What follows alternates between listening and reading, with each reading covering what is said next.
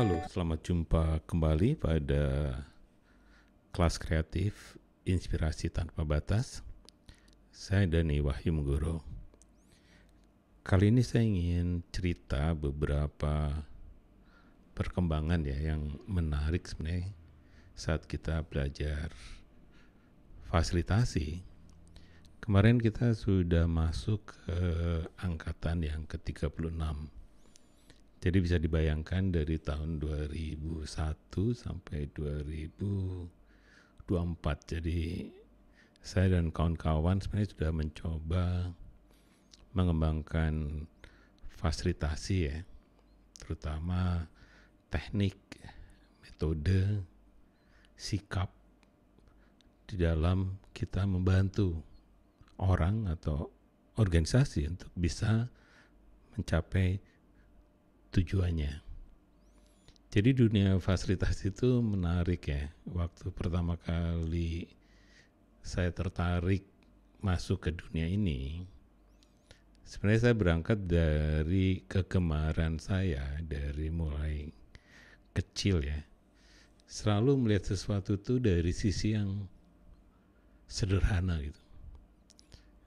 Jadi pengalaman saya waktu diminta menjadi ketua kelas atau terlibat di dalam kegiatan OSIS, itu selalu saya sendiri heran kenapa orang kok kelihatannya sibuk banget kalau saya tuh pegang apa saja tuh kelihatan santai. Kadang merasa bingung, apalagi sih yang harus dikerjakan, toh semuanya sudah beres.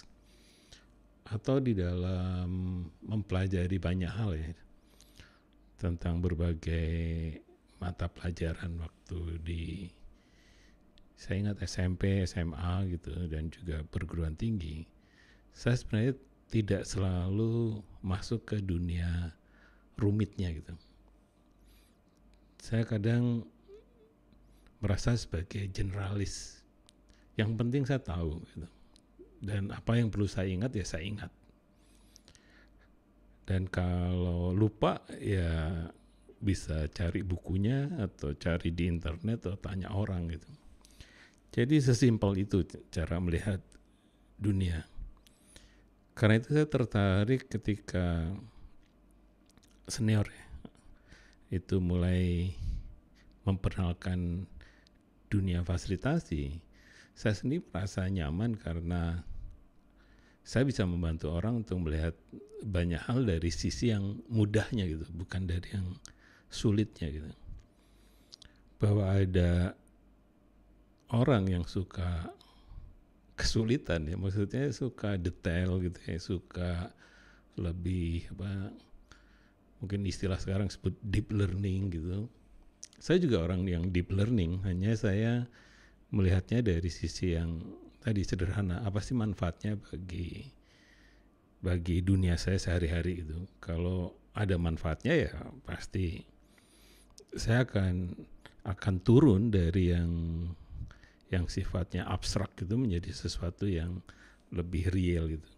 Nah sebaliknya kalau berangkat dari hal yang real, itu juga kebiasaan saya mencoba mencari apa sih esensinya. Jadi orang kadang menyebutnya deep learning atau bisa masuk ke lingkar belajar yang ketiga atau kalau dalam segitiga belum itu kita masuk ke tahapan kreasi itu karena proses belajarnya sudah tuntas.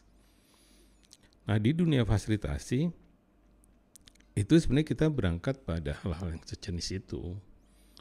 Karena itu waktu awal banget itu saya ingat betul saya baca buku Training for Transformation yang 3 jilid sampai di fotokopi karena buku aslinya saya nggak dapat kelihatannya saya harus fotokopi. Dan menarik sebenarnya bahwa di dalam pengalaman kawan-kawan di Afrika itu mereka menggunakan nama animatur atau animator. Nah animator itu sebenarnya terjemahnya fasilitator. Belum ada hubungannya dengan film-film animasi Tapi kata animatur itu adalah orang yang memang memimpin bisa itu dari komunitasnya sendiri atau dari eksternal komunitasnya. Nah, jadi kata animator sebenarnya membantu ya bahwa ada sesuatu yang harus dihidupkan di dalam sebuah proses interaksi sosial. Nah, karena itulah pada awal proses belajar, saya selalu kemudian teringat sih, gimana ya caranya kita belajar memahami apa yang disebut dengan the art of facilitation, seni fasilitasi. Itu memang ada dua tafsir. Tafsir yang pertama adalah menggunakan seni pada proses fasilitasi, apakah itu musik dan sebagainya. Tetapi seni fasilitasi sendiri sebenarnya adalah bagaimana kita menggunakan teknik sebenarnya, teknik-teknik fasilitasi atau metode-metode fasilitasi agar pas dengan apa yang akan menjadi tema percakapan atau tema interaksi sosial yang sedang dipandu gitu atau ditemani gitu. Nah, di sini sebenarnya seninya adalah contoh seperti questioning. Questioning kan tidak bisa ada rumusan, harus pertanyaannya selalu itu akan membosankan tuh.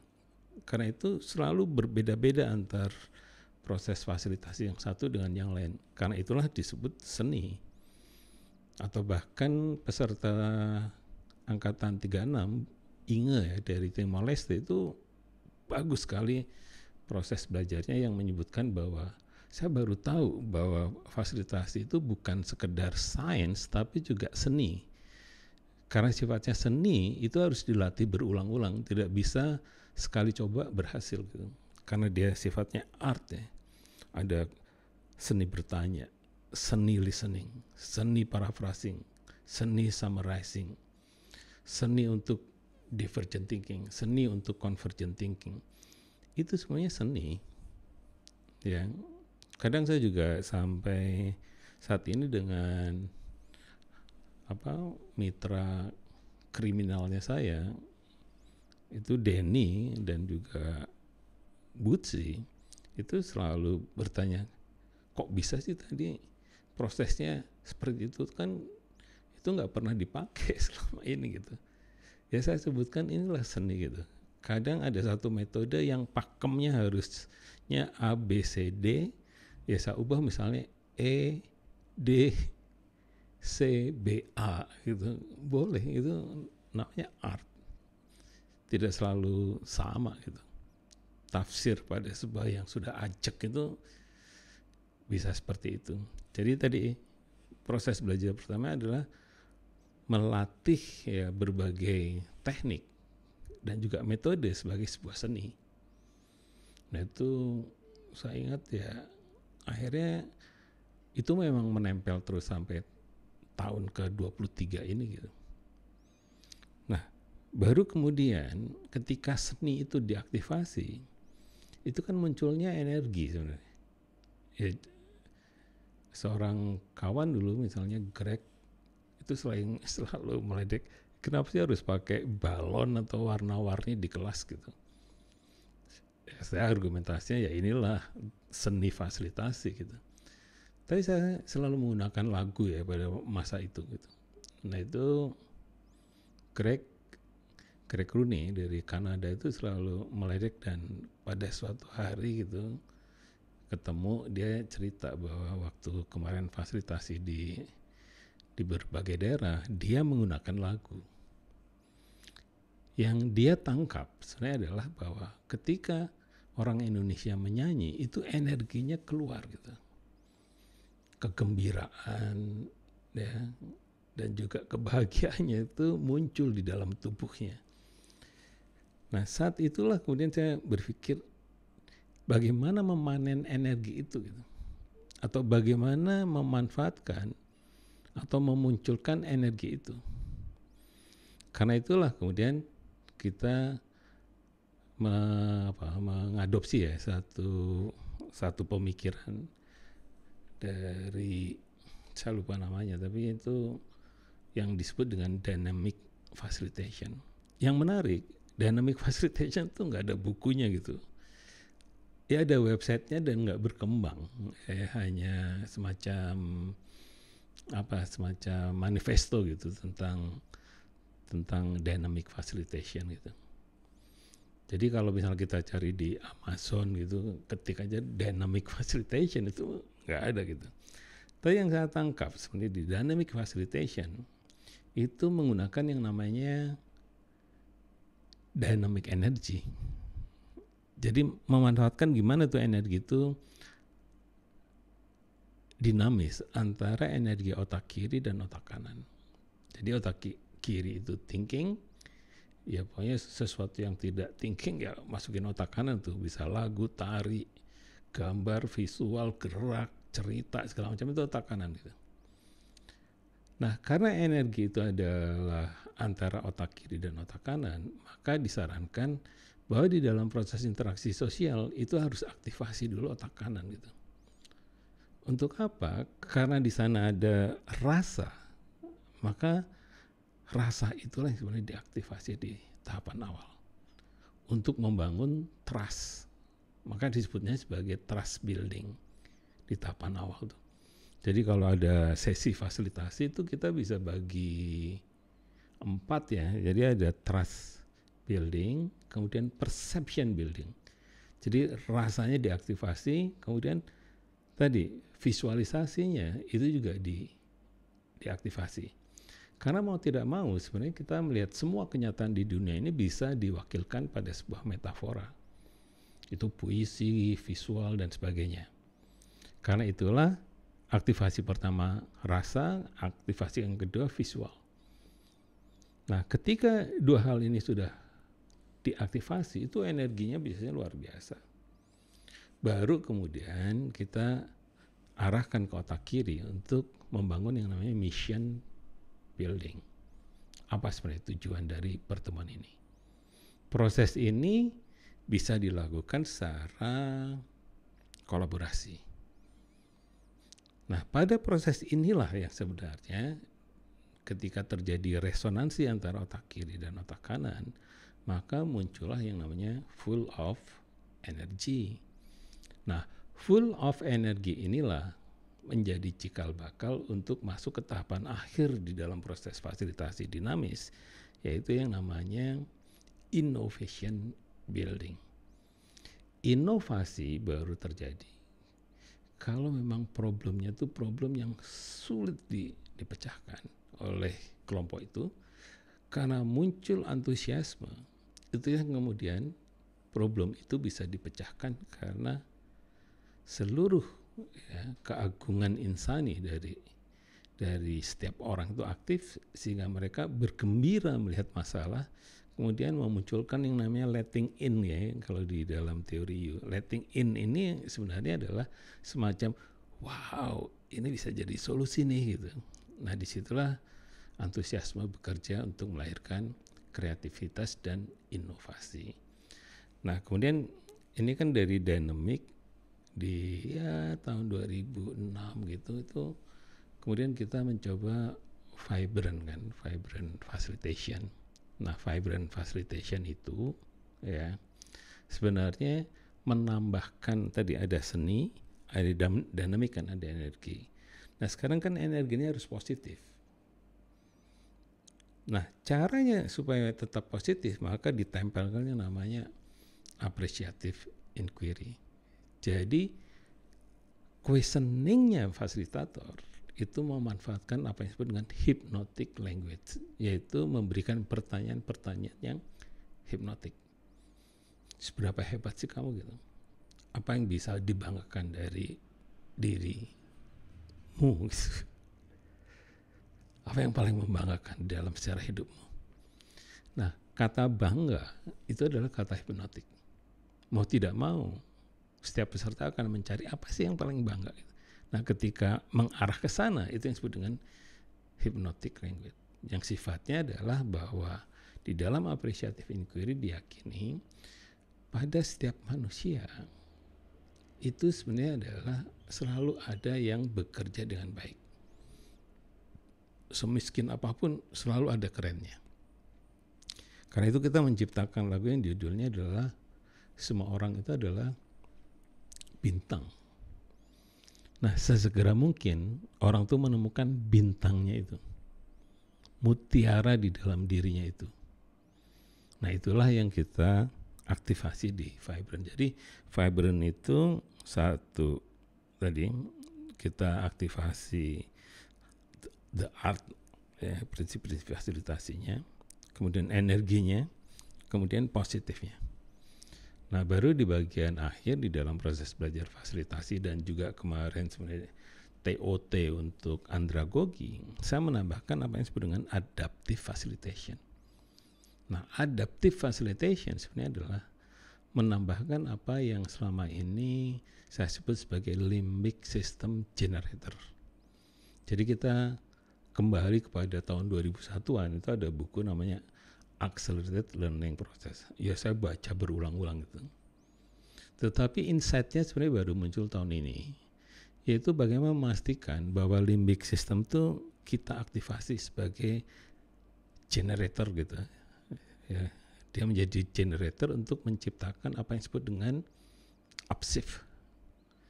Nah, upshift ini adalah bagaimana kita mengaktifasi neocortex untuk bisa menciptakan sesuatu yang baru.